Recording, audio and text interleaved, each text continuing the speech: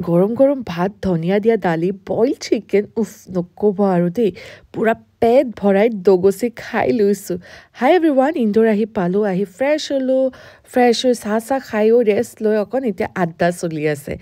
এওঁলোকৰ ঘৰতে আহিছোঁ আৰু এইটো চাওক তেওঁলোকৰ ল'ৰা লাড্ডু একদম সঁচাই ল'লোঁ তাৰ AK-47টো কিন্তু মোৰ বেয়া মজা লাগিছিল দেই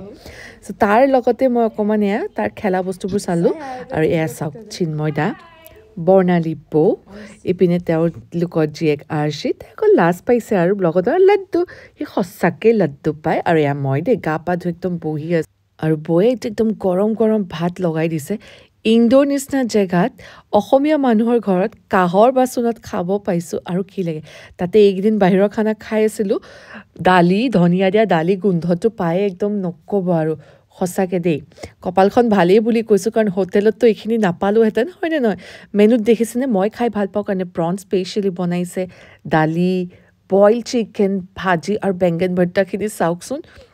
একদম দেখিয়ে গম পোৱা গৈছে যে টেষ্টি হৈছে হয় আমি যদি ইয়ালৈ নাহিলোঁ হয় ন ৰিগ্ৰেট কৰিলোঁ হয় জানেনে কাৰণ আমাৰ হোটেলত থকা প্লেন আছিলে বাট বৌয়ে নিজে ইমান ধুনীয়াকৈ ইনভাইট কৰিলে যে না ক'ব নোৱাৰিলোঁ আৰু চাওক কেনেকুৱা জুচি এণ্ড টেণ্ডাৰী বইল চিকেন আছিলে নহয় নক'ব পিছে প্ৰথমবাৰ চাই আছে যদি নিজৰ ইণ্ট্ৰডাকশ্যনটো দি লৈছোঁ ৰখক নমস্কাৰ মোৰ নাম হৈছে ৰাধাশ্ৰী আৰু মই বৰ্তমান আছোঁ ইন্দোৰত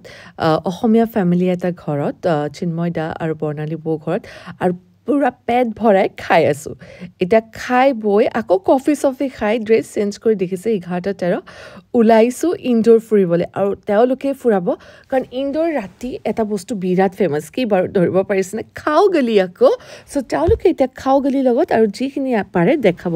ইমান যে ভাল লাগিছে ন অসমীয়া গান লগাই ইন্দোৰৰ ৰাস্তাত অসমীয়াত চিঞৰি চিঞৰি কথা পাতি আমি ঘূৰি ফুৰিছোঁ and thanks two this family মানে চিন্ময় দা আৰু বৰ্ণালী বৌদি কাৰণ আমাৰ খাও গলি যোৱাৰ প্লেনেই আছিলে কিন্তু আমি ভাবি আছিলোঁ যে ৰাতিখন কেনেকৈ যাম অভিয়াছলি টেক্সি ছাৰ্ভিচ ল'ব লাগিলে হয় বাট এতিয়া একদম ছেফটিকৈ কি ধুনীয়াকৈ ঘূৰি আছোঁ নহয়নে আৰু ইন্দোৰখন সঁচাকৈ চাফা বিৰাট বেছি ৱেল মেইনটেনেঞ্চ এনেই ক্লিনেষ্ট চিটি নহয় কিন্তু আৰু চাওক আহি পাই গ'লোঁ এইখিনি ৰাজৱাৰা মাৰ্কেটৰ ওচৰত বুলি কয় এইটো গৈছে ৰাণী আহলেবাৰ পাৰ্লিয়ামেণ্টাৰী আছে ইমান বেছি ধুনীয়া চাওকচোন তেওঁৰ পাৰ্লিয়ামেণ্ট সেইটোৱে মানে য'ত মিটিং চিটিং হৈছে সেইটোৱে যদি ইমান ধুনীয়া মাহলটো কেনেকুৱা হ'ব তাৰে আগতে গ্ৰুপ ফটো এখন তুলি ল'লোঁ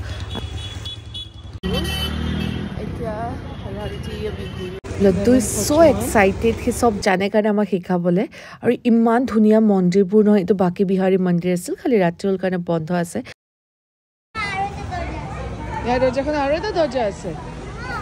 ইজ এক্সপ্লেইনিং মি এনেকুৱা আৰু এখন দুৱাৰ আছে কিবা কিবি চ' চাওক না কেনেকুৱা ধুনীয়া গলি ইয়াতে যে ফটোশ্বুট কৰিবলৈ মজা আৰু বৌয়ে আমাক কৈ গৈ আছে মানে চাবলগীয়া বহুত বস্তু আছে তোমালোকে আৰু এটা দিন হ'লেও থাকিব লাগিছিলে বুলি আৰু চাওক মন্দিৰৰ খুঁটাবোৰ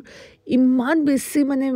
কামবোৰ ভাল আৰু ছোৱালী যেতিয়া বজাৰটো কৰিমেই চ' কাণফুলিৰ দোকান পাই ঢেৰ কাণফুলি উঠালোঁ আৰু এতিয়া ইয়াক গৈ আছোঁ খাও গলি লিটাৰেলি খাও বুলি মানে কি নাই খোৱা বস্তু